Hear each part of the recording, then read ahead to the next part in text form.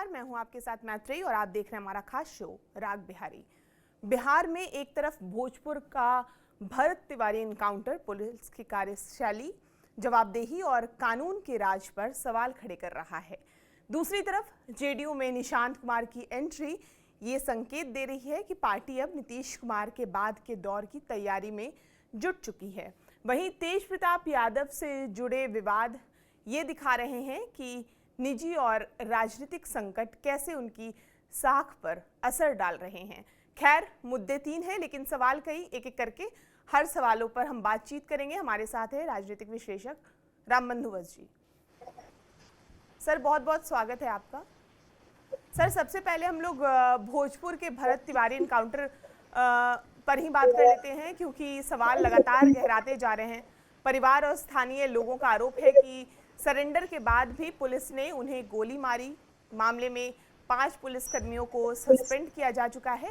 ADG ने police की लापरवाही भी स्वीकार की है और मुख्यमंत्री ने न्यायिक जांच के आदेश दिए हैं। वहीं मानवाधिकार आयोग ने बिहार के मुख्य सचिव, डीजीपी और भोजपुर एसपी से जवाब मांगा है, जबकि मामला सुप्रीम कोर्ट भी पहुंच चुका है। अब ऐसे में बड़ा सवाल ये है कि क्या पुलिस की कार्रवाई थी या ये फर्जी एनकाउंटर? अगर लापरवाही हुई है तो जिम्मेदार कौन है और क्या दोषियों पर सख्त कार्रवाई होगी? जिस तरह से तमाम राजनीतिक गलियारों में भी ये चर्चा बन गया है, अगड़ा बनाम पिछड़ा की राजनीति इस पर हो रही है और लगातार ये मुद्दा और गहराता जा रहा है।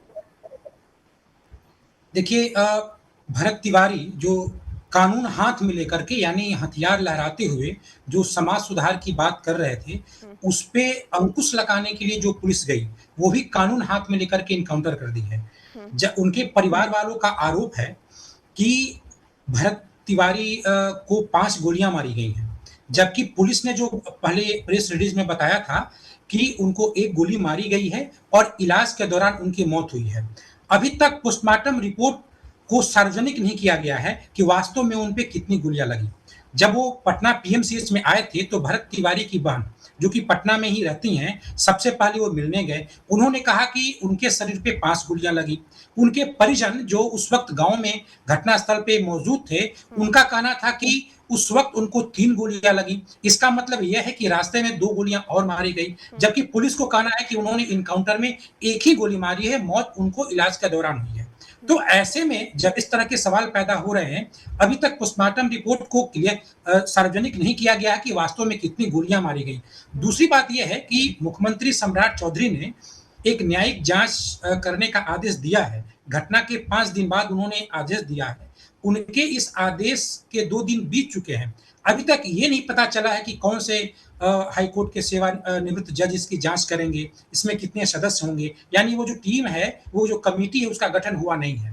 तो ये जो जिस तरीके का रवैया है सरकार का, वो बता रहा है कि कहीं ना कहीं सरकार भी ये देख रही है कि अब ये जांच आगे बढ़ेगी तो अब जो शिकंजा है वो पुलिस कर्मियों पे ही होगा। हालांकि एडीजी ने तो जो सच्चाई है वो स्वीकार किया, पुलिस की जो चूक है, जो भूल है, उसे स्वीकार ही किया है।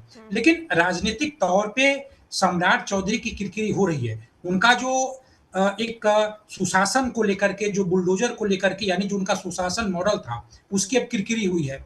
उन्होंने ऑपरेशन लग रहा यानी कि पैर में गोली मारना, 24 घंटे में ही इलाज यानी तुरंत कार्रवाई कर देना, इस तरह का जो उनका पहला प्रयास था मुख्यमंत्री बनने के बाद, उसको लेकर के किरकिरी हुई है। देखिए, आज बीजेपी में श्यामा प्रसाद मुखर्जी का बलिदान दिवस मनाया गया, उसमें मुख्यमंत्री सम्राट चौधरी पहुंचे। पत्रकार उनसे भरत तिवारी इनकाउंटर मामले पे सवाल पूछते रहे, वो चुप्पी साध करके वहां से बाहर निकल गए। तो ये बता रहा है कि सम्राट चौधरी गिर गए हैं। अब इस पे जिस तरीके से पुलिस गिर गई है, राजनीतिक तौर पे मुख्यमंत्री भी गिर गए हैं। ये पहला मौका है, आप विपक्ष की तो छोड़िए, पक्ष के अपने ही पार्टी के कई बड़े दिग्गज नेता सार्वजनिक तौर पे मीडिया में आ रहे हैं और पुलिस पे आरोप लगा रहे हैं। तो पुलिस के खिलाफ बोलने का मतलब कहीं ना कहीं जो मुखिया हैं सम्राट चौधरी, उनके खिलाफ ही बोलना हो गया। तो ये पहला मौका है जब अपने पार्टी के कई नेता हैं और अपने ही नेता के खिलाफ, अपने ही मुख्यमंत्री के खिलाफ बोल रहे हैं। ये निश्चित तौर पे सामान्य स्थिति नहीं है सम्राट चौधरी की, और सम्राट चौधरी अपने बचाव में स्पष्ट तौर पे कुछ कह भी नहीं सकते हैं। हालांकि ऐसा नहीं कहा जा सकता है। ये जो इनकाउंटर हुआ, वो जो वहाँ स्थानीय पुलिस है, ये उनकी चूक हो सकती है, ये एक गलत निर्णय हो सकता है, इनकाउंटर करना, फर्जी इनकाउंटर करना। और उनका जो इनकाउंटर था, हो सकता है जो स्थानीय तत्व हों, जो स्थानीय ठेकेदार हैं, स्थानीय जो बाहुबली हैं, उन सबों की आँखों की किरकिरी,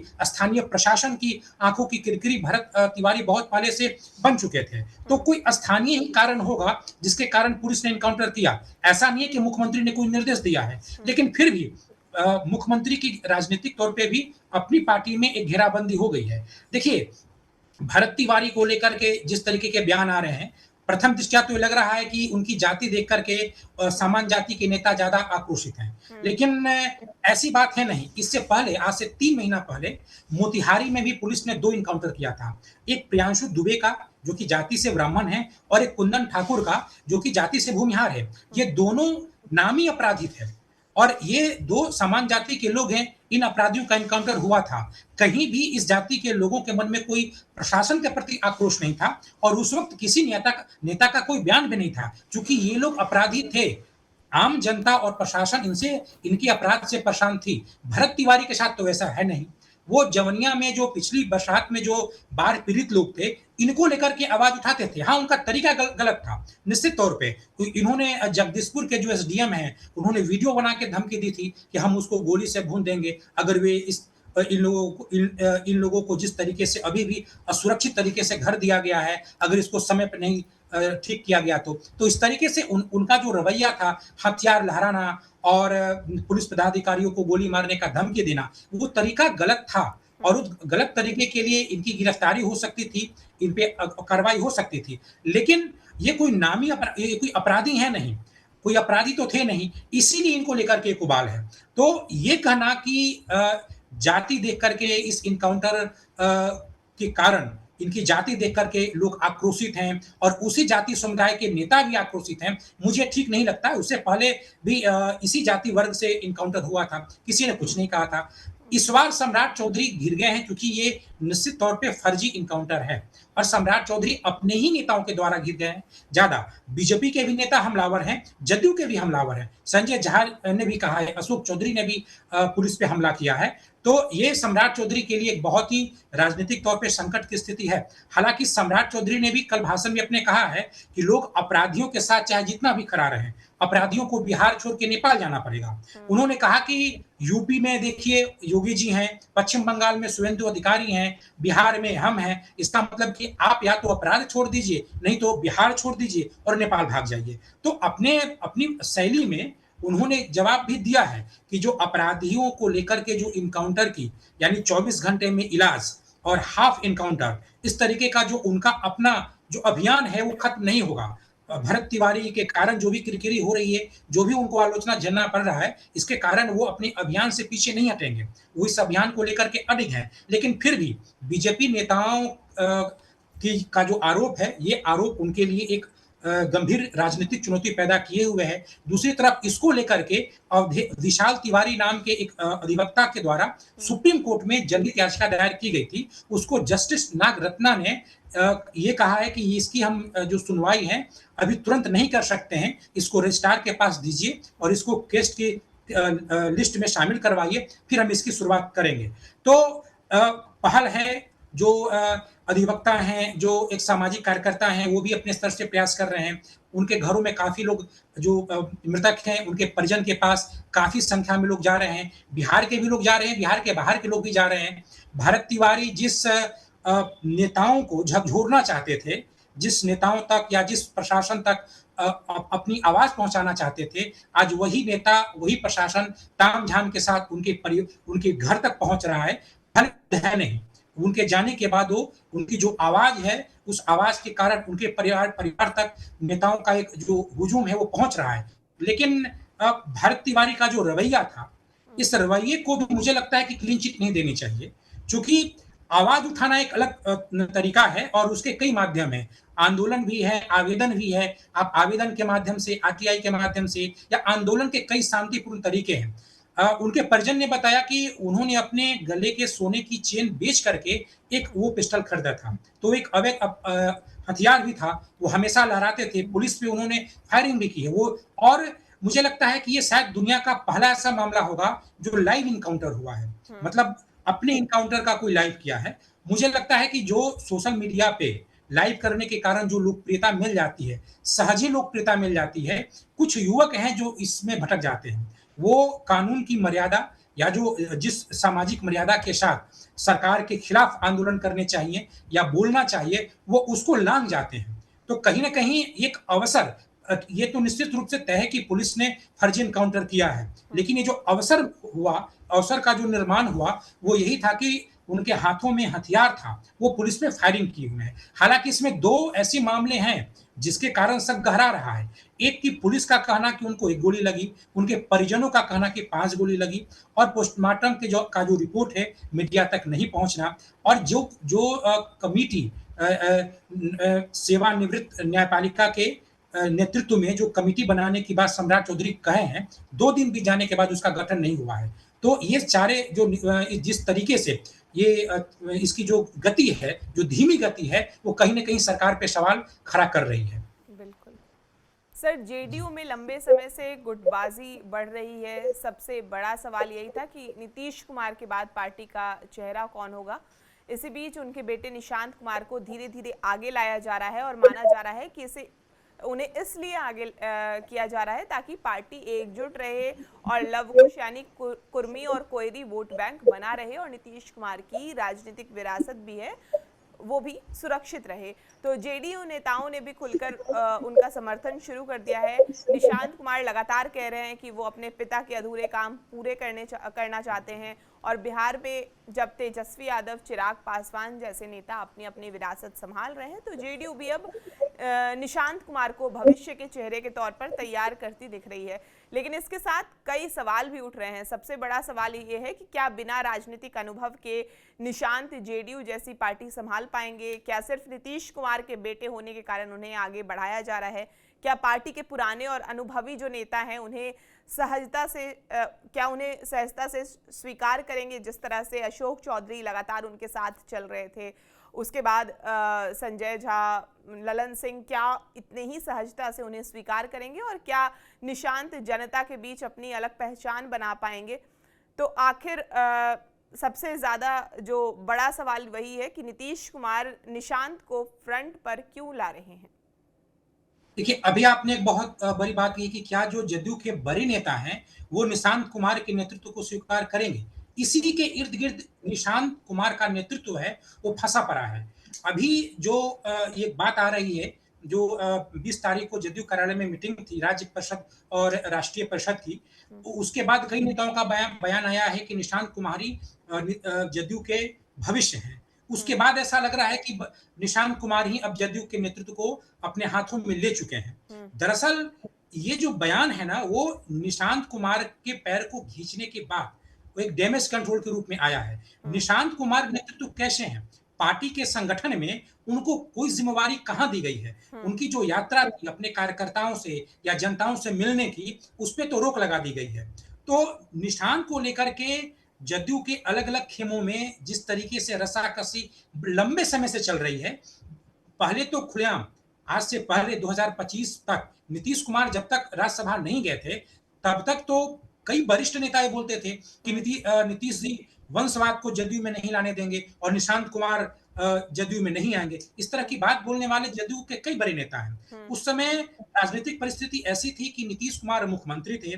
नीतीश कुमार के हाथ में जदयू थी, वो तो आज भी है, लेकिन कई लोगों के आंखों में एक सपना था कि नीतीश कुमार के बाद कहीं जदयू का जो नेतृत्व है वो मेरे ही हाथों में ना जाए। ऐसे सपने देखने वाले जदयू में कई लोग थे और हर खेमे के लोग थे। ये कहना गलत है कि उसमें केवल ललन सिंह या संजय झा वाला जो खेमा है वही था। जदयू में जितने भी खेमे हैं, वो हर खेमे के हर नेता अपने आप को जदयू का उत्तराधिकारी समझने लगा था।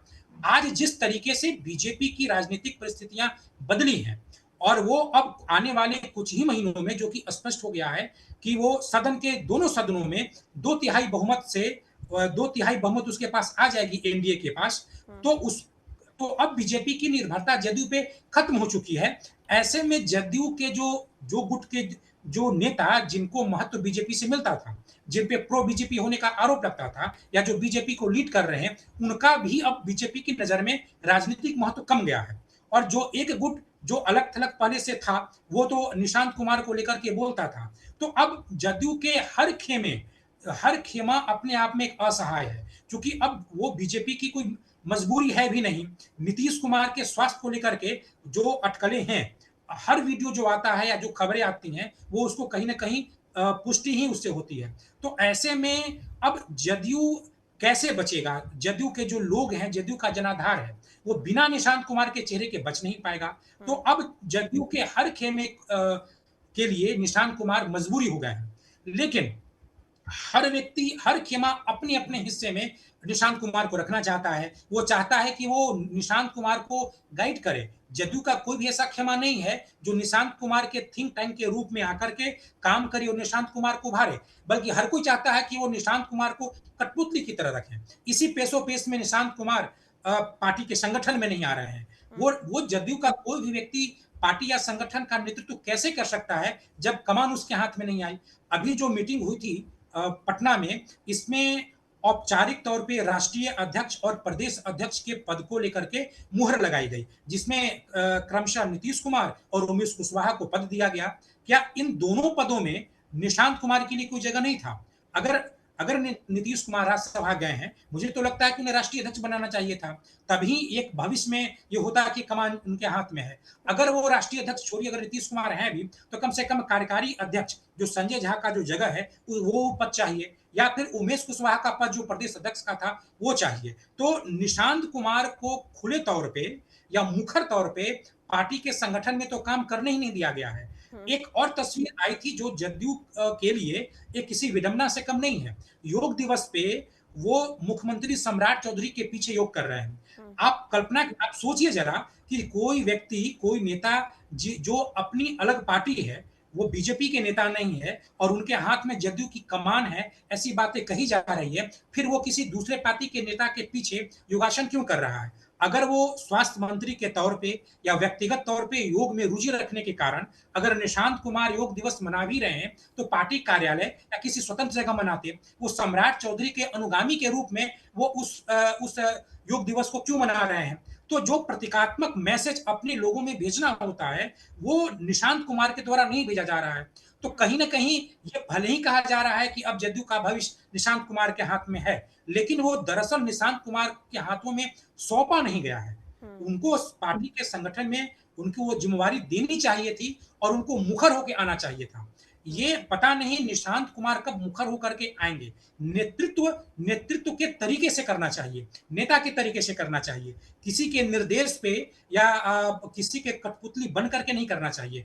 दूसरी बात ये कि यथार्थ चाहे जो भी हो, समाज में अगर आपके किसी रवैये से मैसेज जाता है, तो उसको भी समझना चाहिए। जैसे निशांत कुमार के लिए समाज में यही मैसेज है कि पता नहीं है जदयू को कब अपने हाथ में लेंगे, जदयू को कब कब नेतृत्व देंगे, कब जिन-जिन नेताओं के बारे में कहा जाता है कि निशांत उनके चपेटे में हैं, उससे कब बाहर निकलेंगे। तो जनमानस में या जदयू के आम कार्यकर्ताओं में जो निशांत कुमार को लेकर के मैसेज है, निशांत कुमार का रवैया उससे भी बेलापरवाह लगता है। लगता है कि उनको इसकी कोई चिंता ही नहीं है। तो मुझे इस बात में संदेह है कि व्यवहारिक तौर पे निशांत कुमार को कब जदयू का नेतृत्व दिया जाएगा। लेकिन इतना तो सत्य है कि अब जो भी जदयू में है, चाहे जिस खेमे में हो, निशांत कुमार का चेहरा हर किसी के लिए मजबूरी है। जदयू में किसी के पास कोई ऐसा फ़ॉर्मूला नहीं है, खुद नीतीश कुमार के पास भी कोई ऐसा फ़ॉर्मूला नहीं है कि बिना निशांत कुमार के वो जदयू को आगे बढ़ाए रखें, उसको जीवित रखें, कम से कम अपने लोगों का हौसला जो है उसको बढ़ाए रखें। बिल्कुल। सर, आरजेडी नेता तेज प्रताप की मुश्किलें बढ़ती दिख रही है। उन्होंने अपने पीए मोतीलाल राय पर 20 लाख रुपए और कीमती सामान चोरी करने का आरोप लगाते हुए एफआईआर दर्ज कराई है और मोतीलाल की पत्नी का दावा है कि उनके पति को फंसाया जा रहा है। दूसरी तरफ अनुष्का यादव के भाई आकाश यादव ने भी तेज प्रताप मोतीलाल और लॉरेंस बिश्नोई के नाम पर धमकी मिलने का आरोप लगाया था, जो मामला अब कोर्ट तक पहुंच चुका है। ऐसे में कई सवाल उठ रहे हैं, क्या ये अंदरूनी सियासी लड़ाई है? क्या तेज प्रताप के जो करीबी हैं वो एक एक करके उनके खिलाफ होते जा रहे हैं? क्या ये पूरा विवाद उनकी राजनीतिक छवि को बड़ा नुकसान पहुंचाएगा? खैर, ये तो एक मतलब चल ही रहा है इतने दिनों से, जिस तरह से तेज प्रताप की के साथ इस तरह से चीज़ें हो रही हैं और आगे बढ़ते जा रही है, तो राजनीतिक छवि तो कहा जा रहा है कि धूमिल कर ही रहा है, लेकिन जिस तरह से उनके नज़दीकी लोग एक-एक करके उनके खिलाफ होते जा रहे हैं, ऐसे में तेज प्रताप पर कई सवाल खड़े हो रहे हैं। जिस तरीके से आरोप लगा रहे हैं, हुँ, वो समझ से परे है कि क्या वास्तव में ये जो उनके आरोप में कोई सच्चाई है? क्या उनका व्यक्तित्व तो इतना हल्का हो चुका है हुँ, कि जो आरोप लगा रहे हैं उसमें कोई सच्चाई है, वो घटनाएँ उनके साथ घट रही है, या फिर वो अपनी समझ से, उनकी जो समझ है, उसके अनुसार वो कोई आरोप की कोई अलग राजनीति कर रहे हैं। दरअसल इससे पहले उन्होंने जो आरोप लगाया, अभी अभी जो आरोप उनका मोतीलाल राय के ऊपर लगा है, उनकी पत्नी का तो कहना है कि उनके पति पिछले सोमवार से ही गायब हैं, वो हुँ, घर में नहीं आए हैं। तो उनकी पत्नी का जो आरोप है, वो ज़्यादा गंभीर है। वो अपने पति को लापता होने का आरोप भी लगा रहे हैं, लापता करने का भी की भी बात कर रहे हैं, और दूसरी बात वो भी बता रहे हैं कि पता नहीं उनके जो पति हैं, वो जीवित हैं या नहीं हैं। हुँ, दूसरी, और ये औरत तब से ही गायब है जब से तेज प्रताप यादव उन पे आरोप लगाए हैं। हुँ, इससे पहले भी वो तेज प्रताप यादव आरोप लगाए हैं जिसकी अभी आप चर्चा कर रहे थे। देखिए, ये मोती लाल राय जो उनके पीए हैं, उन पे कुछ पैसे और कुछ अन्य महत्वपूर्ण कागज़ात और कुछ लैपटॉप, मोबाइल लेकर गायब होने का आरोप लगाए हैं, हुँ, और ये उनके पार्टी में राष्ट्रीय महासचिव भी थे। और उन्होंने कहा है कि उनको घर से सामान ले जाते उनके 2 जो ड्राइवर हैं, अनिल यादव और विशाल यादव, ये 2 लोग ने देखा भी है, और हुँ, इन 2 लोगों के बयानों के आरोप पे ही इन पे एफआईआर किया गया है। और उसके बाद वो मिसाल सिन्हा, जिसको पहले तेज प्रताप यादव का ऐश्वर्या यादव के साथ जो फ़ोटो वायरल हुआ था, हुँ, वायरल होने जब हुआ था, उस समय जो उनके पीए थे, हुँ, मिसाल सिन्हा, हुँ, और उसके बाद फ़ोटो वायरल होने के बाद फ़ोटो वायरल करने का आरोप लगा के उनको हटाए थे, उसी को अब दोबारा उन्होंने पीए बना लिया है। दूसरी तरफ इससे पहले जो आकाश यादव पे उन्होंने आरोप लगाया, वो भी अजीबो-गरीब आरोप है। वो आरोप लगाए हैं कि आकाश यादव हर महीने 10 से 20 लाख रुपया अपने व्यक्तिगत खर्चे के लिए हमसे ले रहा था। उसके बाद आरोप है कि उन पे और उनके पिता लालू यादव पे हत्या का षड्यंत्र किया जा रहा है। बम फेंक के उनको मारा भी जा सकता है। इसके अतिरिक्त अन्य तरीके से टॉर्चर करने का भी आरोप लगाया है। आकाश यादव पे आरोप है कि वो तेज प्रताप यादव के नाम पे अवैध धन की उगाही भी करते हैं। इस तरह का जो आरोप है, तेज प्रताप यादव लगाए हैं। दूसरी तरफ आकाश यादव ने भी आरोप लगाया है, और वो भी कहा, उन्होंने भी कहा है कि हम दिल्ली जाके सीबीआई को बताएँगे, हुँ, और उन्होंने आरोप भी लगाया है कि किस तरीके से वो हमारे घर में घुस आते हैं और हमारी बहन को, हमारी माता को, हमें किस तरीके से परेशान करते हैं। और साथ ही साथ उन्होंने जो तेज प्रताप यादव का आरोप है, इस आरोप का खंडन करते हुए उन्होंने भी आरोप लगाया है कि वो इस आरोप को साबित करने के लिए कुछ सबूत दें। तो ये जो आरोप जिस तरीके से निम्न स्तर पे जाकर के जो आरोप-प्रत्यारोप की जो राजनीति है, जो हुँ, तेज प्रताप यादव कर रहे हैं, ये मुझे लगता है कि कहीं न कहीं वो जिन व्यक्तियों के साथ रह करके वो पार्टी बनाए, या परिवार से अलग हो करके जिन व्यक्तियों के साथ वो रह रहे थे, उन्हीं व्यक्तियों के जंजाल में, जंजीर में वो फँस चुके हैं। तेज प्रताप यादव अब एक तरीके से समझिए कि असहज हो चुके हैं। उन्होंने तो यहाँ भी कहा है कि ऐसे मौके पे अपने भाई से उन्होंने कहा है, तेजस्वी यादव से, कि अपने भाई ऐसे मौकों पे भाई को चाहिए कि वो हमारी आए और हमारी बात सुने। तो मुझे लगता है कि वो आरोप आरोप लगाते-लगाते गलत व्यक्ति, एक तो हो सकता है कि उनके आरोप में कोई सत्ता भी हो, लेकिन उस सत्यता के बावजूद भी जिस तरीके का आरोप वो लगा रहे हैं, ये बेहद ही दुर्भाग्यपूर्ण आरोप है। कहीं न कहीं ये बता रहा है कि जो उनका जो जीवन है, या जो उनकी जो राजनीतिक जीवन शैली है, वो कई तरीके के अपराधों में या कई तरीके की जालसाजी में वो हो सकता है कि वो संलिप्त हो, जिसमें जो आरोप पैसों का लेन-देन हो सकता है कि वो पैसों का लेन-देन संबंधी आरोप कहीं न कहीं जाकर आरोप सत्य साबित हो जाए। जो उन्होंने आकाश यादव पे अवैध धन उगाही का आरोप लगाया हो, उसमें इनकी भी कोई संलिप्तता हो, या उसी उसी के उजागर होने के डर से पहले ये भी आरोप लगा दिए हों। अभी जो उनका मोतीलाल राय पे आरोप है, और पत्नी का तेज प्रताप यादव पे आरोप है कि पति उनके गायब हैं।